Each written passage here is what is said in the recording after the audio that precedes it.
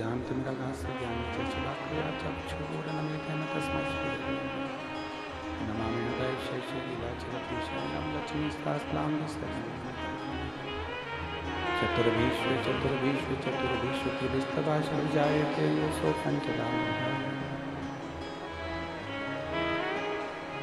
बोल विश्वनाथ भगवान की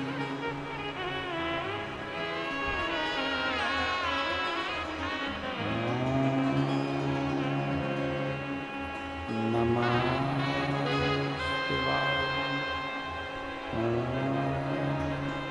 नमः शिवाय नमः शिवाय नमः शिवाय नमः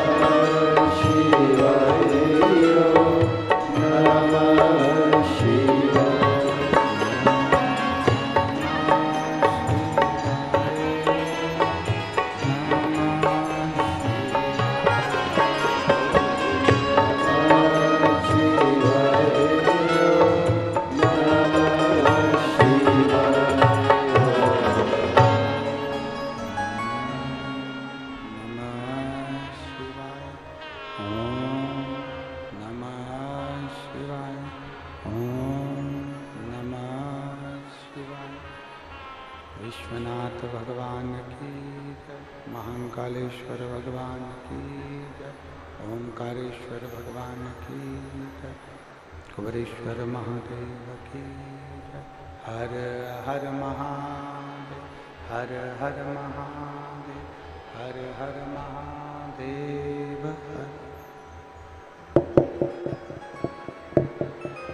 काशी विश्वनाथ, ओगरदानी, त्रिकालदर्शी, कैलाशी, अविनाशी भगवान शिव, जिनकी पुनीत पावन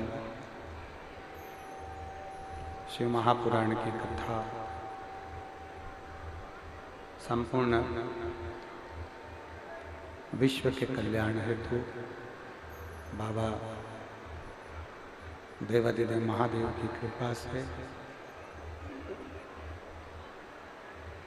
उनकी करुणा से ये पवित्र कुरुद की पावन धरा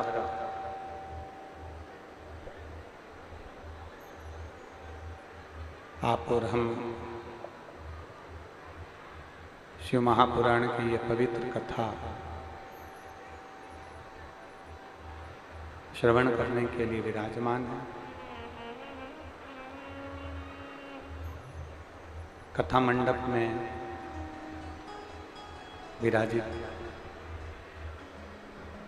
छत्तीसगढ़ शासन के माननीय मुख्यमंत्री श्री विष्णुदेव साय जी एवं मंडप में ही विराजमान उनकी सहधर्म पत्नी, कुरुद क्षेत्र के विधायक महोदय श्री चंद्राकर जी एवं समस्त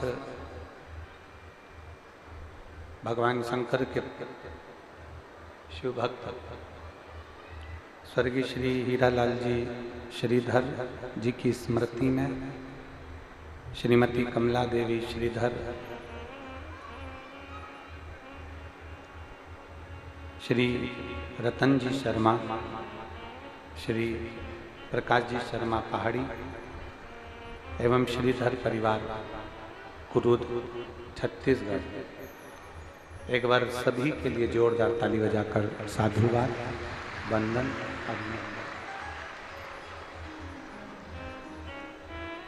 बड़े सौभाग्य का विषय है जो इस पवित्र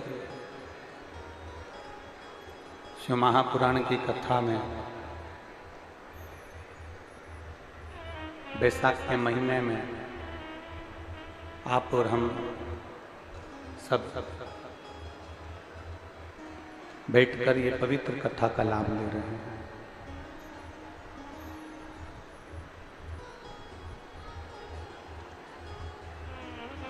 मैं माननीय मुख्यमंत्री जी से कहूँगा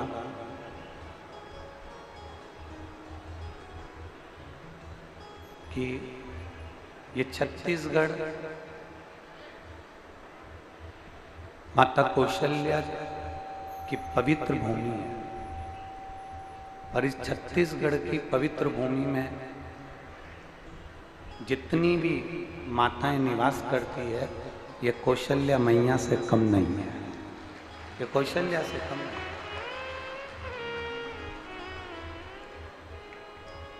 इतना विश्वास इनके अंदर है भगवान की भक्ति का, इतना भरोसा भगवान की भक्ति का इनके अंदर विराजमान है कि ये चिलचिलाती हुई बैसाख महीने की गर्मी में भी लाखों की संख्या में पहुंचकर इस कथा का लाभ ले रहे हैं। और धन्य है मेरी जीजियों और मेरे जीजाओं, मेरी बेटियों, मेरे बेटाओं, मेरी माताओं, आपको प्रणाम करता हूं जो आपकी भक्ति इतनी दृढ़ है, इतना विश्वास है।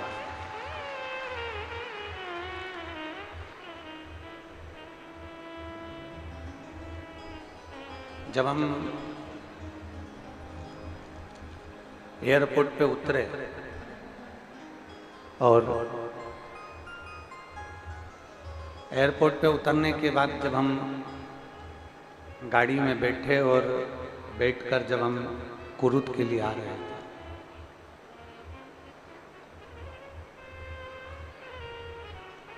तो हमने पूछा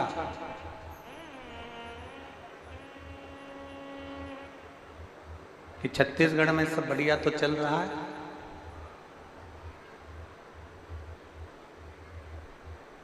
तो जो हमारी गाड़ी में बैठे थे वो बड़े मुस्कुरा के बोले साए साए चल रहा है।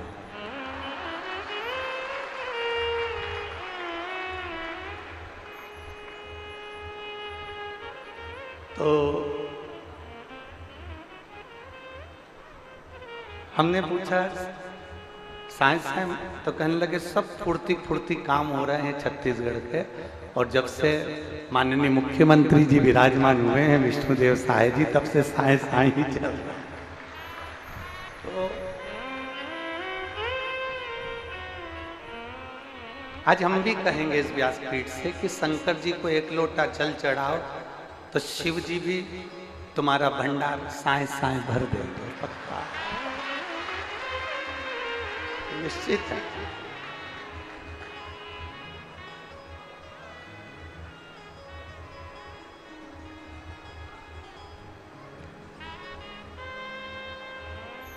जैसे विष्णु देव साई जी के आने से सब साए साए हो रहा है, वैसे मेरे महादेव की कथा आने से भी साए साए हो जाएगा, ये निश्चित है।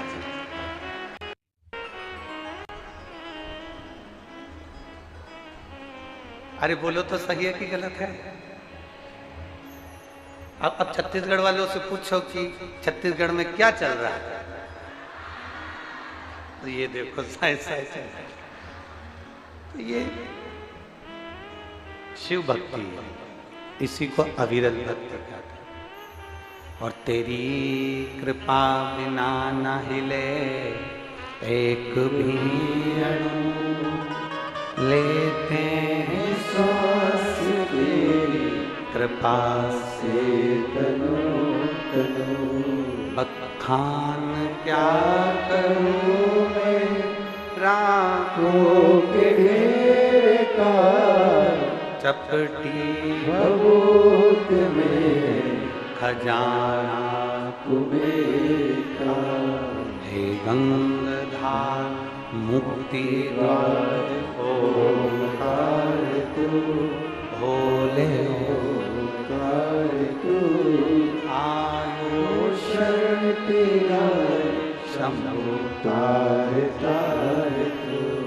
तेरी कृपा बिना रहे एक भी अणु।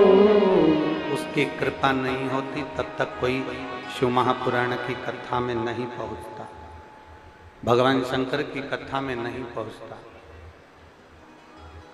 वो देवाधिदेव महादेव ने करुणा करी है, देवाधिदेव महादेव ने कृपा करी, तब हम इतनी चिलचिलाती हुई धूप में शिव महापुराण की कथा में पहुंचे हैं। हमने पहले भी कथा में कहा, बगीचे में से वही फूल तोड़ा जाता है जो फूल सुंदर होता है, जो फूल आपको पसंद आता है। बगीचे से वही पुष्प तोड़ा जाता है जो पुष्प आपको पसंद आता है, आपको अच्छा लगता है, आपको प्रिय लगता है। उसी तरह शिव महापुराण कथा में वही पहुंचता है जिसको महादेव प्रिय लगते हैं, जिनको महादेव की प्रियता होती है, वो प्रियता।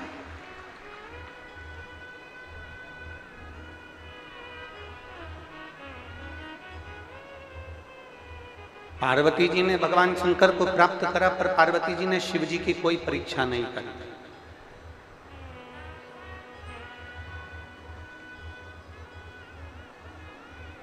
शंकर भगवान ने माता पार्वती जी की परीक्षा करी, पर शिव जी ने माता पार्वती की परीक्षा करी, पर पार्वती जी ने शिव जी की कोई परीक्षा नहीं।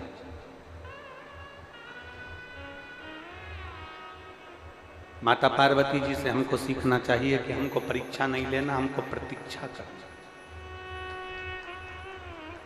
पार्वती जी ने परीक्षा नहीं ली, पार्वती जी ने प्रतीक्षा करी।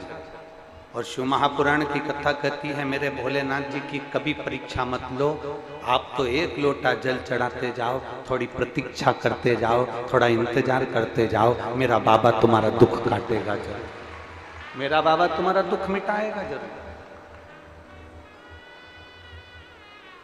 मेरी माता पार्वती कोई परीक्षा नहीं लेती, मेरी माता पार्वती हमेशा शंकर भगवान की प्रतीक्षा करती है। शिव जी को एक लोटा जल चढ़ाऊंगी, इंतजार करूंगी, मेरा बाबा मेरी सुनेगा।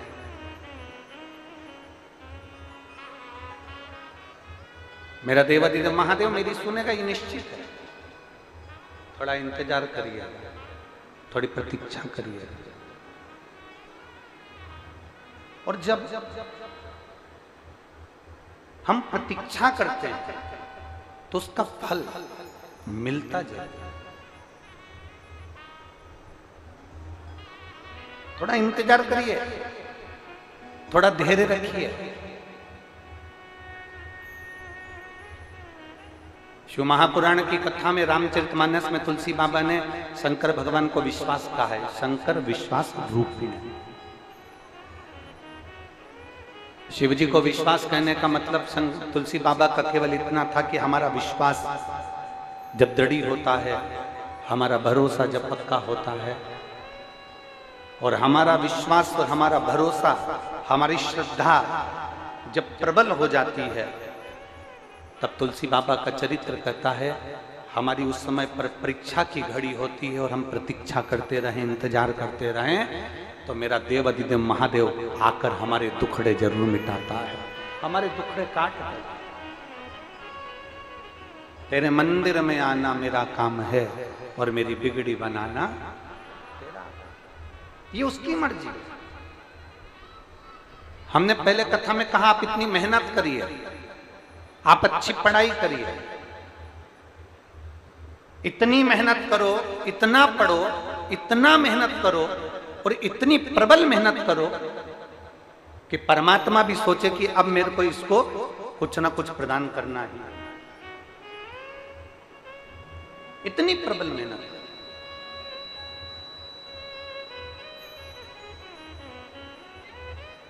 वेद व्यास जी महाराज ने इतने सारी पुराणों की रचना करी है।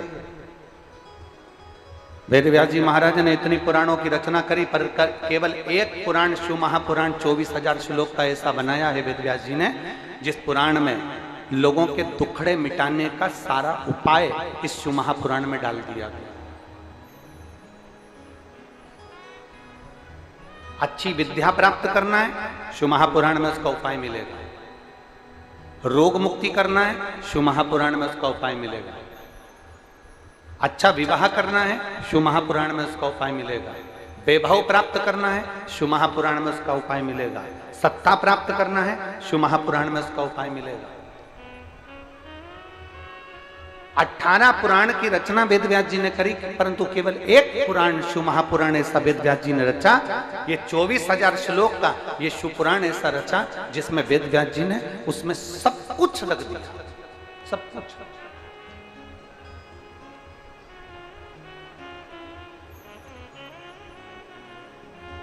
जैसे मेरी चतुर माताएं होती हैं,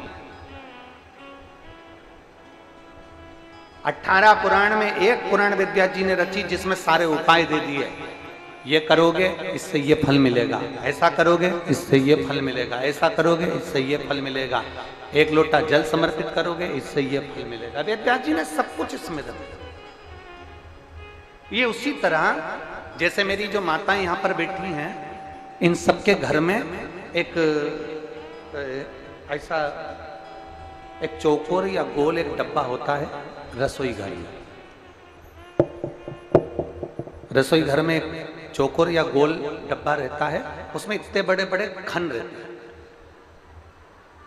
क्या बोलते हैं उसको? मसाल दानी। उसमें हल्दी, मिर्ची, हींग, राई, जीरा, धनिया, गरम मसाला सब उस डब्बे में रहता है। अब आपको अलग अलग डब्बे उठाना पड़ते हैं क्या? वो एक मसालदानी मेरी जीजियां उठाती हैं और सब्जी बगाड़ देती है। सब्जी को बगाड़ने के लिए एक मसालदानी में उस जीजी ने, मेरी दीदी ने सब कुछ भर कर रखा है। एक मसालदानी उठाओ और सारी सब्जी बगाड़ दो। उसी तरह एक शिव पुराण उठाओ और पूरे दुख को मिटा दो।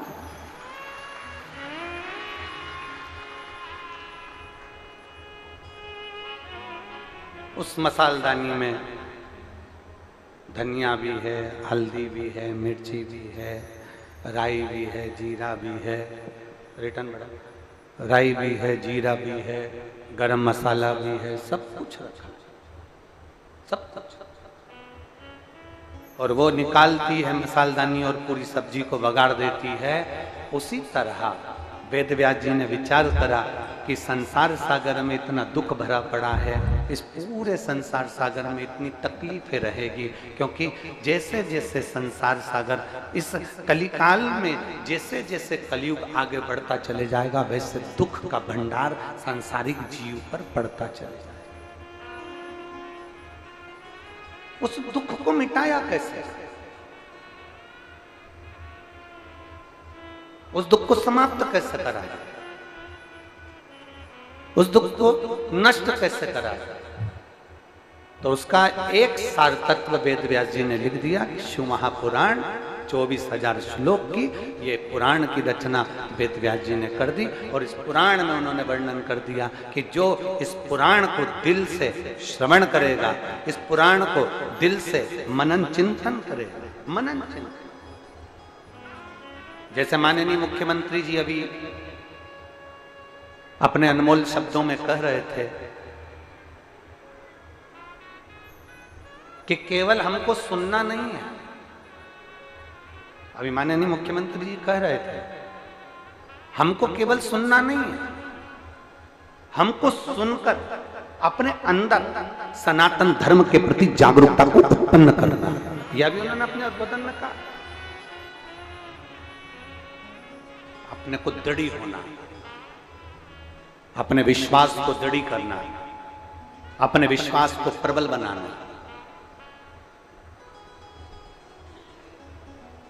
और जब हमारा भरोसा दृढ़ी हो जाएगा, जब हमारा भरोसा पूरा की पूरा प्रबल हो जाएगा, तो हमें परमात्मा को मिलने में देरी होगी ही नहीं। और शंभु शरणे पड़ी मांगू घड़ी रे,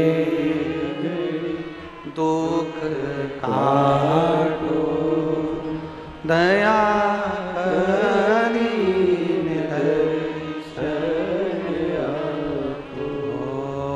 शंभु शरणे मांगू घड़ी रे घड़ी, दुख दया।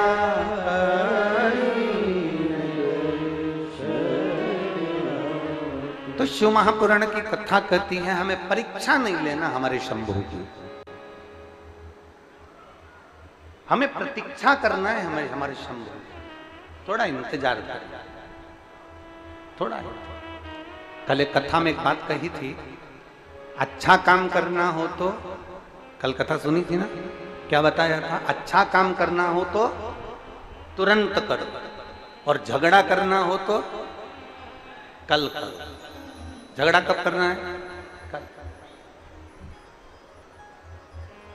अब ये बात किसी ने सुन ली, और कल हमने बताया ना कि 2 दिन हम लोग मिल लेते हैं सबसे। तो जब हमने ये बात यहाँ कह दी, तो एक बहन मिलने के लिए आई, और उसने एक पत्र हमको, हम जहाँ श्रीधर जी के यहाँ रुके हैं वहाँ हमको पकड़ा दिया। उस पत्र में उस बहन ने लिखा कि गुरु जी आप इतने सारे उपाय बताते हो, हम पति पत्नी का बहुत झगड़ा होता है, हमारे घर में बहुत झगड़ा होता है, उसका कोई उपाय है? मैं कौन सा रतन पहनूं, मैं कौन सा नग पहनूं, मैं पत्रिका किसी को दिखाऊं, मैं कौन सी पूजन करूं, मैं कोई अनुष्ठान करूं, कौन सा उपाय है? आप बताओगे क्या?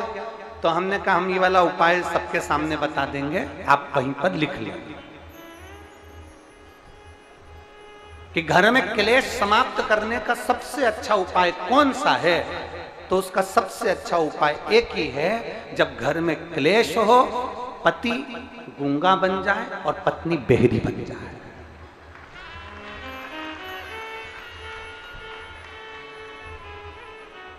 क्या बनना है?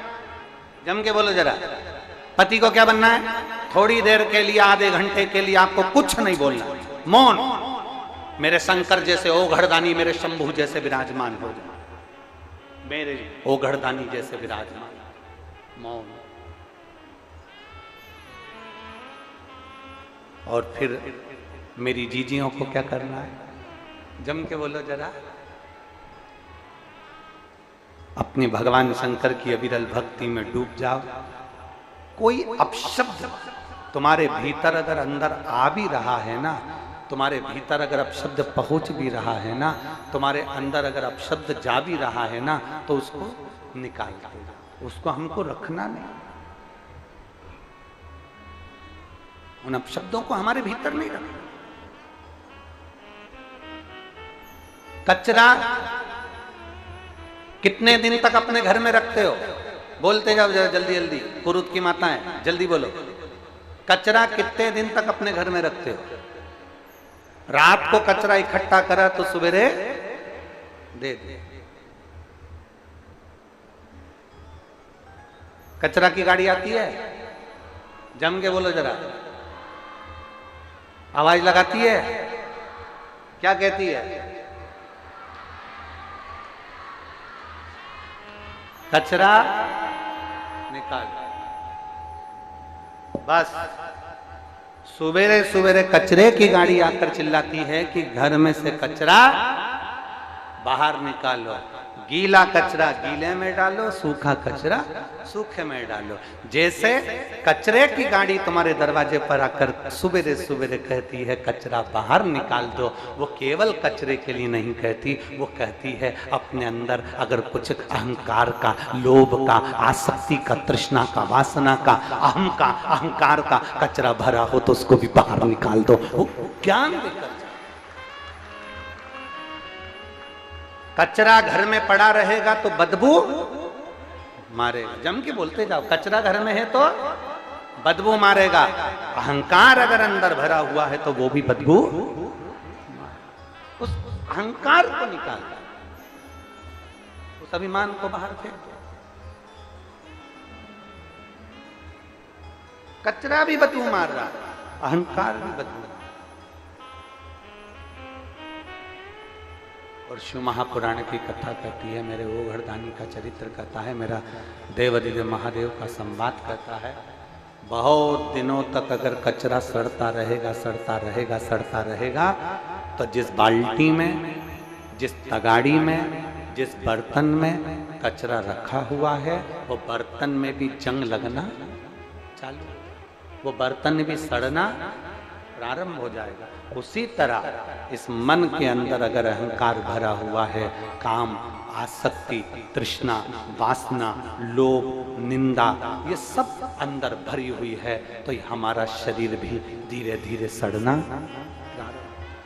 अंदर से हम क्षुब्ध होते चले जाए।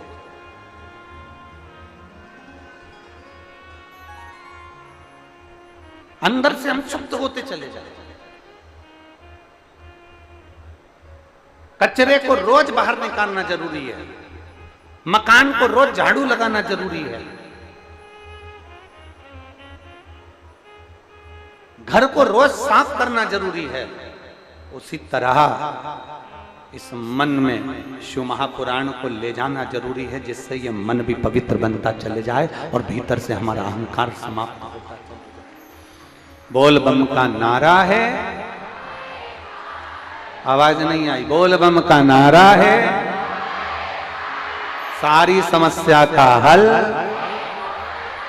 कोई लेट बनता है, कोई जल्दी बनता है, शिव को जल चढ़ाने वाला एक दिन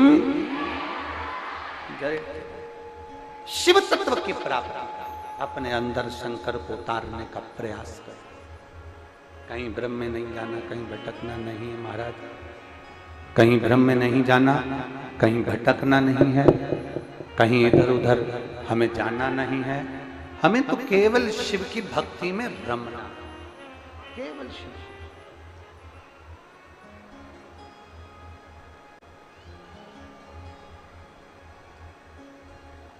और जब हम शिव की भक्ति में रम जाएंगे ना, तो देवाधिदेव महादेव की कृपा भी साए साए हो ही जाएगा, ये निश्चित। हम भक्ति में रमे तो सही, हम शिव की भक्ति में रमे ही ना और सोचें कि बाबा हमारे दुखड़े को मिटा दे, बाबा हमारे कष्टों को हर ले, बाबा हमारी तकलीफों को हर ले, तो मुश्किल बहुत। और मेरे भोले तेरा सहारा है, मेरे भोले तेरा सहारा है, मेरी नैया का तू किनारा है, मेरी नैया का तू किनारा है। मेरे भोले मैंने पुकारा है, मेरे भोले मैंने पुकारा है, मेरी नैया का तू किनारा है, मेरी नैया का तू किनारा। आप उसको पुकारो,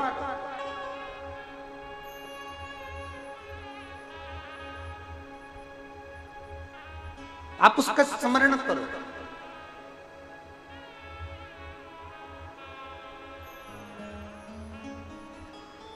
कोई दुखी है, उसके दुख को देखकर तुम्हारे भीतर दुख उत्पन्न होना चाहिए।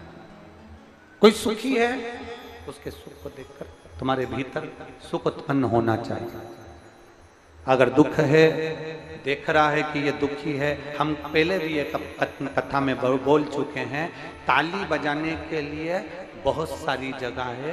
कथा में ताली बजा लो, मंदिर में ताली बजा लो, सत्संग में ताली बजा लो, भजन में ताली बजा लो, कीर्तन में ताली बजा लो, स्मरण में ताली बजा लो। पर शिव पुराण कहती है कि कभी किसी के दुख में कभी ताली मत बजाना, किसी को दुखी देखकर कभी ताली का स्मरण मत। आप सत्संग में ताली बजाओ, मना नहीं। आप भजन में ताली बजाओ, मना नहीं। आप कीर्तन में ताली बजाओ, मना नहीं। पर कोई दुखी है ना, उसके दुख में ताली बजाना नहीं किया। अच्छा है, लोग कहते हैं अच्छा हुआ इसके साथ ऐसा हो गया और ताली बजाने लगते हैं। अच्छा हुआ इसके साथ ऐसा हो गया और ताली बजाने लगते हैं। अच्छा हुआ इसके साथ ये परेशानी आ गई और लोग ताली बजाने लगते हैं।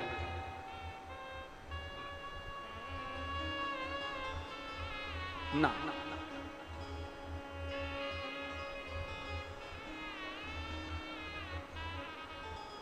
अभी छत्तीसगढ़ में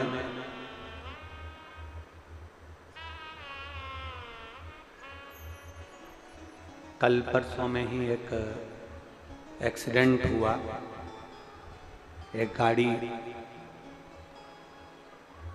खड्डे में गिर गई और लगभग 19 लोगों के उसमें प्राण गए। मजदूर थे, मेहनती थे, जो भी थे, पर हमारे सनातनी छत्तीसगढ़िया थे। छत्तीसगढ़िया ना जाने कितने घरों के उजाले उस एक्सीडेंट में चले। इस शिव महापुराण से, इस व्यासपीठ से बाबा से यही प्रार्थना करते हैं, बाबा इतनी कृपा जरूर करना कि उन सबके घर में आपकी कृपा दृष्टि बनाकर रखना। जो जीव चले गया उसको कैलाश का वासा देना, इतनी कृपा।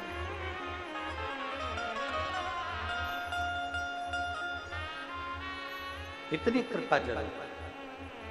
और मैं छत्तीसगढ़ शासन के माननीय मुख्यमंत्री जी बैठे हैं, उनको बहुत बहुत धन्यवाद देना चाहूँगा कि दुनिया को तो लोग धन देती है, पर आपने बहुत अच्छी घोषणा करी कि जो 19 लोग शांत हुए हैं उनको शायद उसमें रुपए देने की 5-5 लाख रुपए ऐसा कुछ उसमें हमने पढ़ा था अखबार के अंतर्गत। तो उसमें ऐसी घोषणा करी, उसके लिए साधुवाद है कि किसी गरीब के घर में कुछ धन पहुंचा तो उससे उनके जीवन का यापन। साधु मनुष्य को तो वापस नहीं ला सकते, पर अपना हृदय मनुष्य को वापस नहीं ला सकते, पर अपना हृदय। धन से भी कुछ नहीं होता, पर अपना मन हम बाबा के भाव से समर्पित तो कर सकते हैं। आप और हम सब बैठकर 5 बार श्री शिवाय नमस्तुभ्यम उन जीवों के सभी लोग बोलेंगे, साथ में बाबा का स्मरण।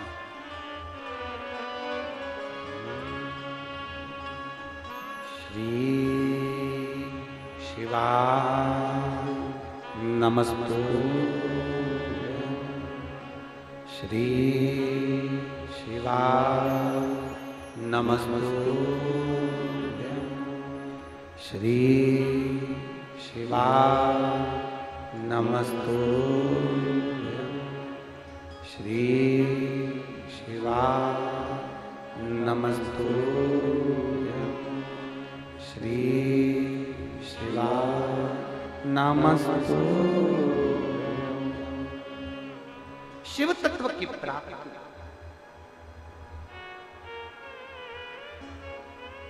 ताली बजाने के लिए सत्संग है, ताली बजाने के लिए कथा है, ताली बजाने के लिए मंदिर है, ताली बजाने के लिए देवालय है, ताली बजाने के लिए शिवालय है। पर किसी के दुख को देखकर कभी ताली मत बजाओ। बन सके तो थोड़ा कदम बढ़ाकर उसकी सेवा करना, उसकी हेल्प करना, उसको सहयोग करना, ये हमें चाहिए।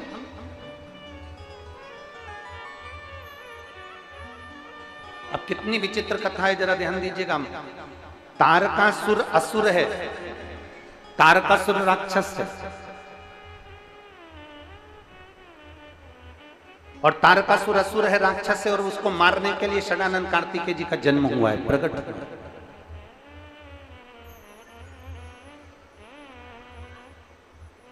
षडानंद कार्तिकेय जी का जन्म हुआ है।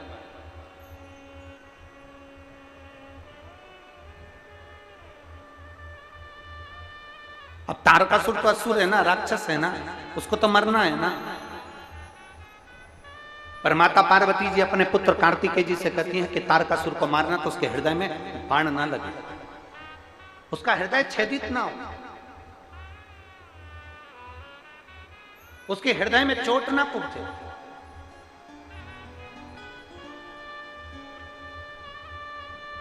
उसके हृदय में कहीं बाण ना लगे। ये माता पार्वती जी कह रही हैं षडानंद कार्तिकेय को, कार्तिकेय तारकासुर को मारो क्योंकि असुर है, संहार करो, मारो, मना नहीं है, पर उसके हृदय में बाण नहीं लगना चाहिए, उसके हृदय को चोट नहीं पहुंचना चाहिए, उसके हृदय को ठेस नहीं पहुंचना चाहिए। यह है हमारा सनातन धर्म। स्वयं खा लेना सुकृति होती है, छुड़ाकर खा लेना विकृति होती है, और बांट कर खाना यह भारत देश की संस्कृति होती है। यह है हमारा सनातन धर्म।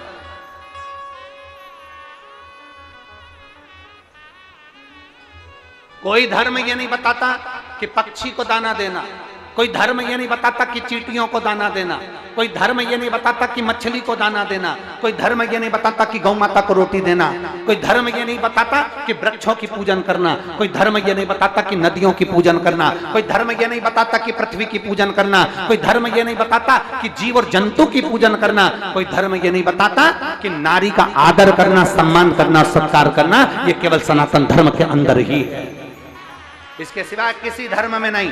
सनातन धर्म एक ऐसा धर्म है जिसके अंतर्गत सबका सम्मान करना बताया गया। और हमने शिव महापुराण में पहले भी कथा में कहा था, दो चीजें हमें शिव पुराण में से लेना है, एक भगवान का भजन, कथा, नाम स्मरण, और दूसरे का, बोलो पहले दिन की कथा याद है आपको, दूसरे का सम्मान, दूसरे का आदर सत्कार, ये हमें लेना है।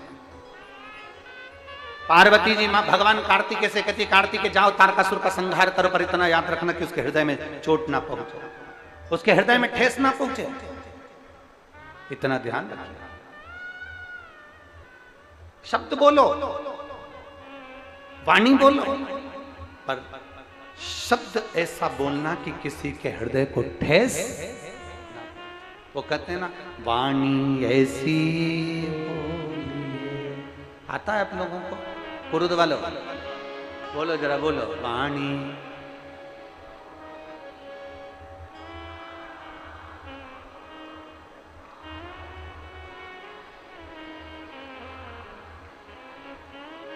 बस। कितनी सुंदर बात कुरुद के लोगों को आती है, सबको आती है। वाणी ऐसी मन का, परंतु आज के जमाने में वाणी ऐसी बोलिए जो जम के झगड़ा हो, पर उससे मत बोलिए जो तुमसे तगड़ा हो।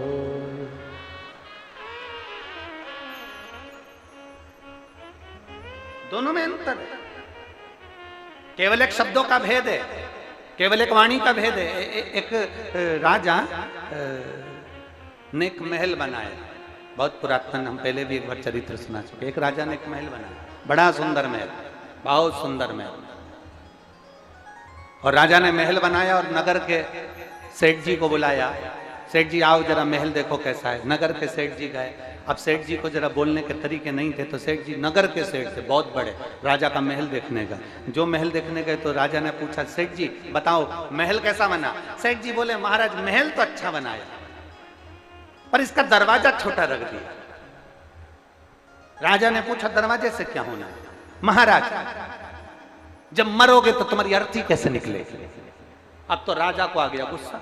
राजा ने अपने दूतों को बुलाया, सेठ जी को अंदर बंद करवाया, ले जाओ इसको डालो कारागार में। सेठ जी को कारागार में डाल दिया। थोड़ी देर बाद उनकी पत्नी आ गई। पत्नी बोली, महाराज मेरा पति आया था। राजा ने कहा, तेरे पति को बोलने के लक्षण नहीं है, बोलता है कि महल इतना अच्छा बनाया, दरवाजा छोटा रख दिया। महाराज जब तुम मरोगे तो तुम्हारी अर्थी कैसे निकलेगी? इतने में पत्नी बोली, महाराज मेरे पति को बोलने के लक्षण नहीं है, उसको क्या करना, अर्थी कैसे निकलेगी?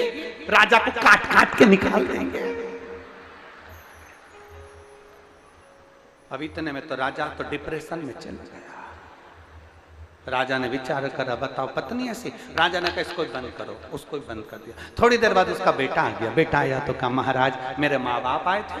राजा ने कहा, तेरे माता पिता को बोलने के लक्षण नहीं है, तेरे पिताजी बोले महल अच्छा बनाया, दरवाजा छोटा रख दिया, जब मरोगे तो तुम्हारी अर्थी कैसे निकलेगी? तुम्हारी माताजी कहती हैं राजा को काट काट के निकाल देंगे। इतनी देर में बेटा बोलता है, महाराज ना तो मेरी माँ को बोलना आता है, ना मेरे बाप को बोलना आता है, उनको क्या करना, अर्थी कैसे निकलेगी? राजा को अंदर ही चला देंगे। अब तो राजा ने मन में सोचा कि इनके खानदान में कोई मीठा बोलना जानता ही नहीं है। पिता के मुख से शब्द अच्छे नहीं निकले, माँ के मुख से शब्द अच्छे नहीं निकले, बेटे के मुख से शब्द अच्छे नहीं निकले। रिटर्न बड़ा, बेटे के मुख से शब्द अच्छे नहीं निकले, मतलब ये समझ में आ जाता है कि वाणी श्रेष्ठ नहीं। अच्छी वाणी बोलने के लिए घर के अच्छे संस्कार चाहिए।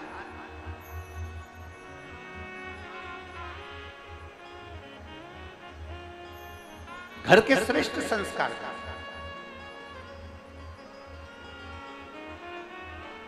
और हमने अभी परतवाड़ा की कथा में कहा था,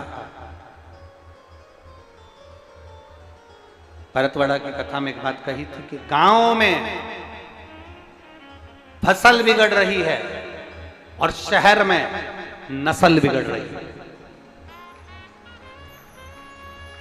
संस्कारों की कमी होती चली जाए।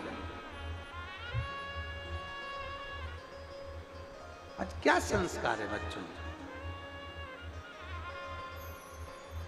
आप में से कितनी माताएं बैठी हैं जो अपने पति को रोज प्रणाम करती? जरा हाथ उठाओ तो।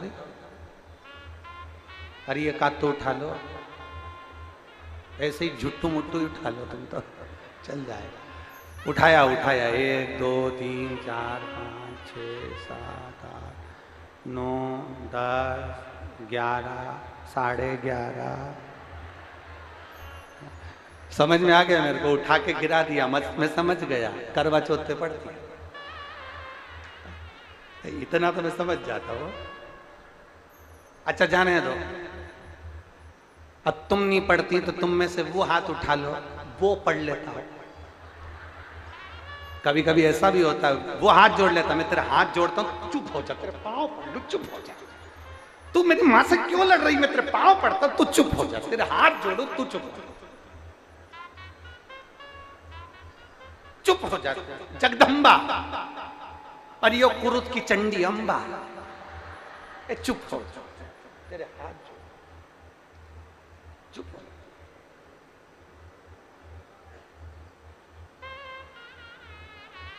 इतने में पत्नी फिर बोली, मैं तो कभी बोलती ही नहीं, और बोल सब दिया। और नी चुप हुई, तब लोगों ने आरती गाई, अम्बे जय हो कुरूद वाली, हम सब उतारे हे मां करुणा कर। वाणी ऐसी बोलिए जो मन का आपा खोए।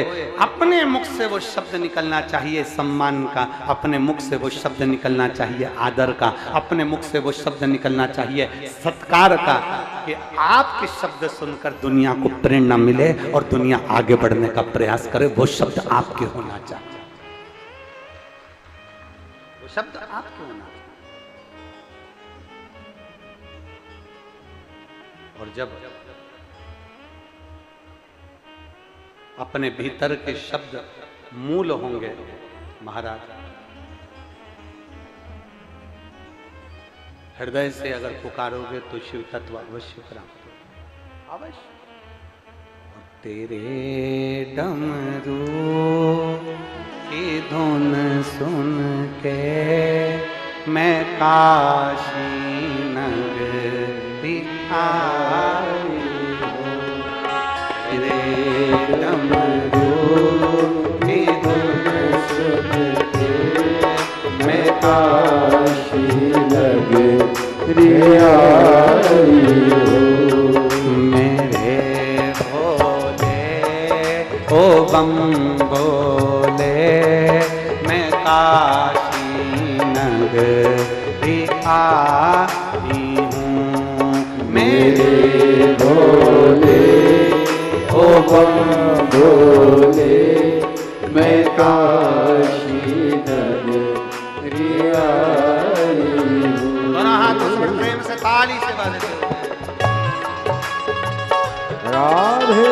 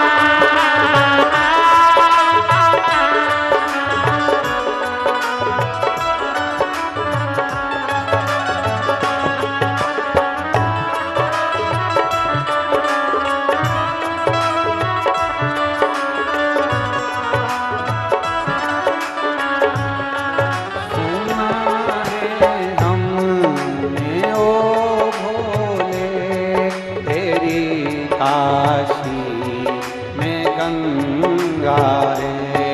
सुना है हमने ओ भोले तेरी काशी में गंगा है।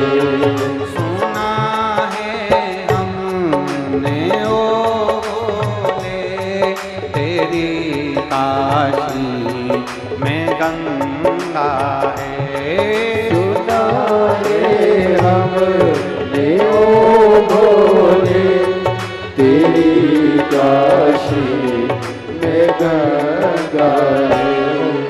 उसी गंगा को नहाने को मैं काशी नगरी आई हूँ। उसी गंगा में नहाने को मैं काशी नगरी आई हूँ। मेरे भोले ओ हम भोले मैं काशी नगरी आई हूँ। मेरे भोले ओ हम भोले मैं काशी नगरी आई हूँ। बड़े आनंद में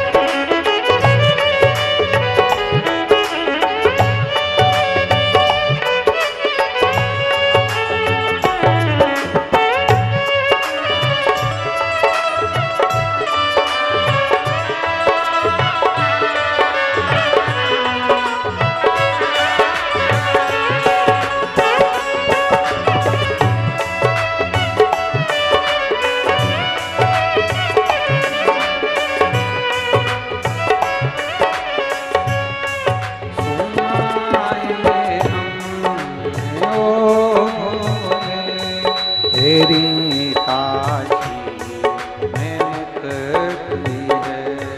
सुना है हमने ओ भोले तेरी काशी में मोती है। सुना है हमने ओ भोले तेरी काशी में मुक्ति है। सुना है हमने ओ भोले तेरी काशी में मोती है। मोती को आने को मैं काशी नगरी आई हूँ। उसी मोती को पाने को मैं काशी नगरी आई हूँ। सुना है हमने ओ भोले तेरी काशी में गोरा है। सुना है हमने ओ भोले पीछे वाले भी बड़े भाव तेरी काशी में गौरा है।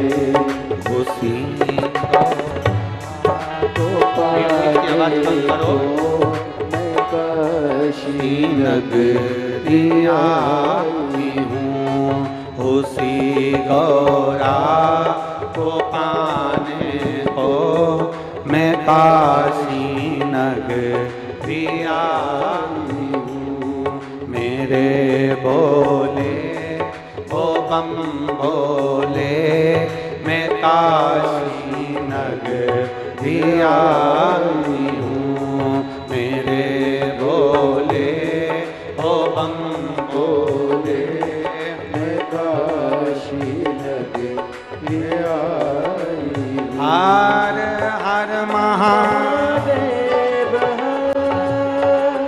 अपने स्थान पर बैठकर भगवान शंकर जी से अपने मन की बात बड़े भावों के साथ दिल से बाबा देवाधिदेव महादेव से प्रार्थना करिए, शंभू से निवेदन करिए, भाव के साथ भगवान शंकर से अपने मन की बात हृदय के साथ में प्रार्थना करिए। जहाँ जगह मिले। आज सभी शिव भक्तों को नरसिंह चतुर्दशी की बहुत बहुत बधाई हो। भगवान नारायण के पवित्र अवतार की बहुत बहुत साधुता है। आवाज नहीं आ रही बिल्कुल।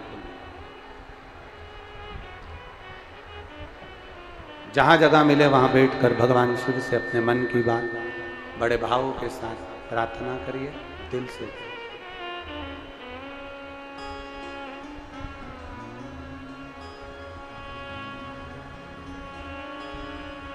श्री शिवाय नमस्तु। श्री शिवाय नमस्तु। श्री शिवाय नमस्तु। श्री शिवाय नमस्तु। श्री शिवाय नमस्तु। भोला सब दुख काटो हमारा, भोला सब दुख काटो हमारा। शिव शंकर जपो तेरी माला, भोले बाबा जपो तेरी माला। भोला सब दुख काटो हमारा, ओ भोला सब दुख काटो हमारा। वैसे मंगल मंगलकारी, वैसे है मंगल मंगलकारी। शमशान वासी हमारा, शमशान वासी हमारा। ओ भोला सब दुख काटो हमारा, ओ भोला सब दुख काटो। भगवान शिव की कथा करते, ओगड़दानी शंभू का चरित्र। पार्वती मैया षडानंद कार्तिकेय जी से कह रही हैं, कार्तिकेय हृदय में बाण नहीं लगना चाहिए, क्योंकि हृदय में शिव बैठे हुए हैं। भगवान शंकर उसके हृदय में विराजमान है। जब हृदय में शंकर बैठे हैं तो बाण ना लगे। और बहुत सुंदर शिव महापुराण का चरित्र कहता है, संपूर्ण विश्व के अंदर जितने भी मनुष्य निवास करते हैं, मानव रहते हैं, जितने भी मानव संपूर्ण विश्व में निवास कर रहे हैं, सबके भीतर, सबके अंदर ईश्वर का एक प्रतिबिंब है।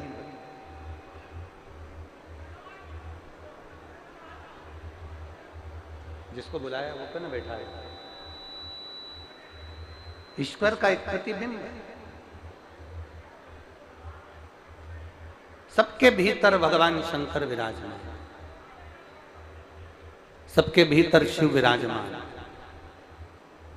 इसलिए शिव महापुराण की कथा कहती है कि किसी के हृदय को घात ना लगे, किसी के हृदय को ठेस ना पहुंचे।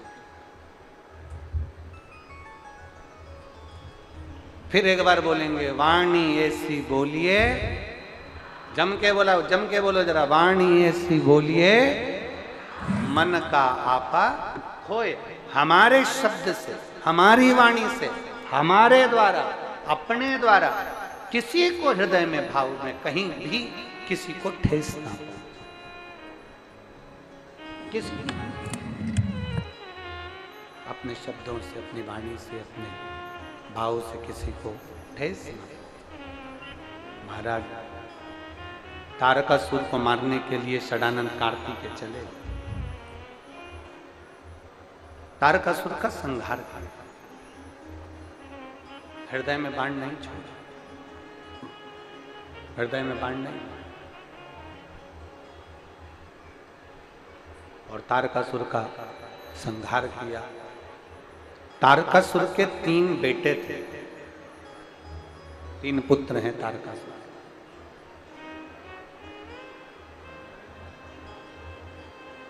और तारकासुर के 3 पुत्र, तारकाक्ष, विदुम्माली, कमलाक्ष, 3।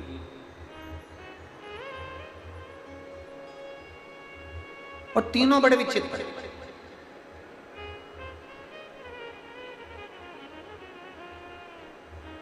कल कथा में, कल कहा था कि परसों कहा था, परसों के दिन एक बात कही थी, बच्चों को खूब पढ़ाओ,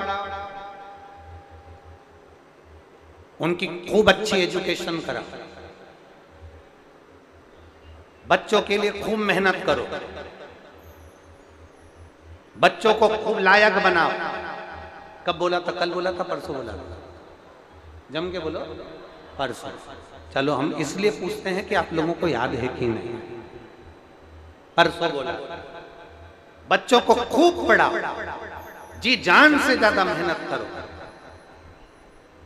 अपनी कैपेसिटी से ज्यादा पढ़ाओ, बच्चों को लायक बनाओ।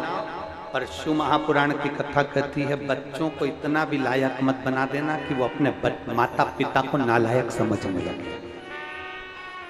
परसों की कथा में कहा था, बच्चों को इतना भी लायक मत बना देना, संस्कारों से विहीन मत कर देना कि वो अपने माता पिता को नालायक समझने लगे कि मम्मी तुम चुप रहो, पापा तुम चुप रहो, तुम्हें अकल नहीं है, तुम नहीं बोलो।